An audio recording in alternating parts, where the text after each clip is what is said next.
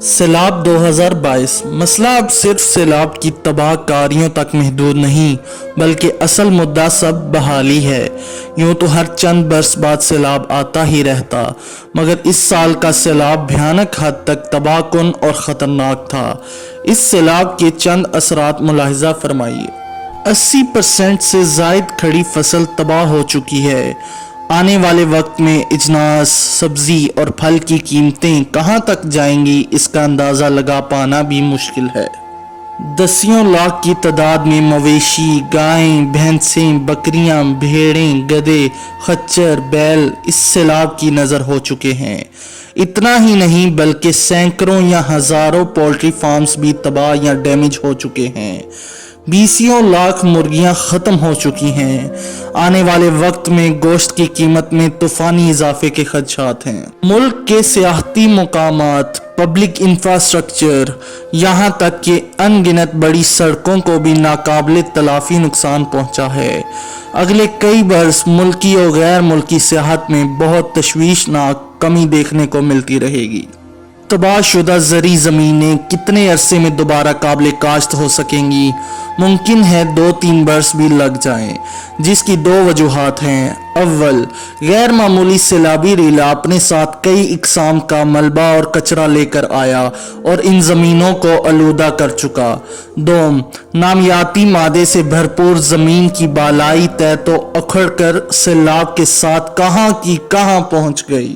تقریباً 1 کروڑ افراد جو بے گھر اور ساتھ ہی بے روزگار ہو چکے ہیں۔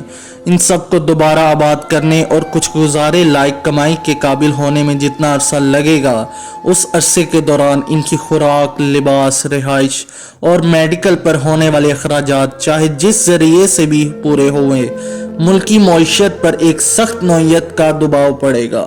سیلاب سے کاروبار کو پہنچنے والا نقصان غیر معمولی ہے۔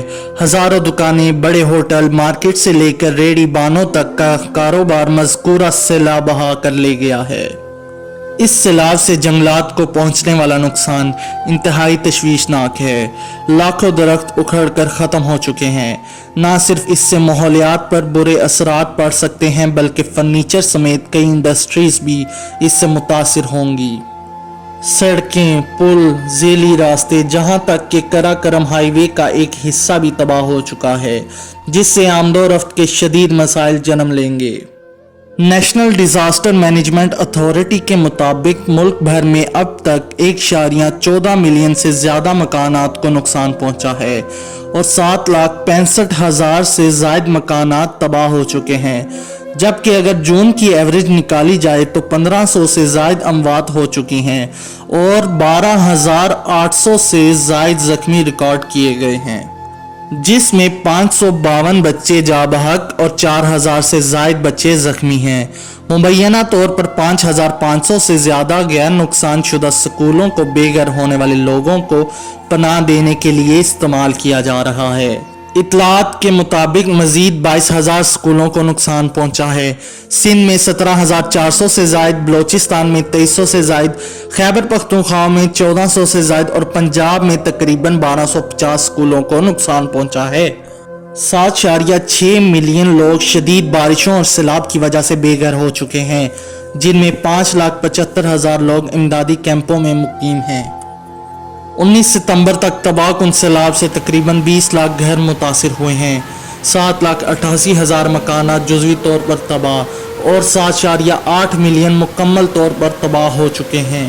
ایک ریسرچ کے مطابق لگ بھگ 7.6 ملین لوگ عارضی طور پر بے گھر ہوئے ہیں۔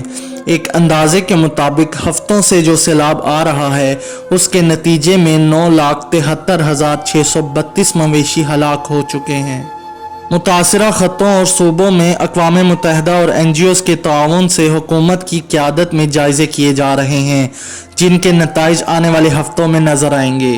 اقوام متحدہ کی ایجنسیاں انسانی ہمدردی کی شراکت داروں کے ساتھ مل کر حکومت کی مدد کر رہی ہیں اور خوراک، ادویات، صحت، پانی، صفائی ستھرائی اور ضروری سامان کی امداد میں اضافہ کر دیا ہے۔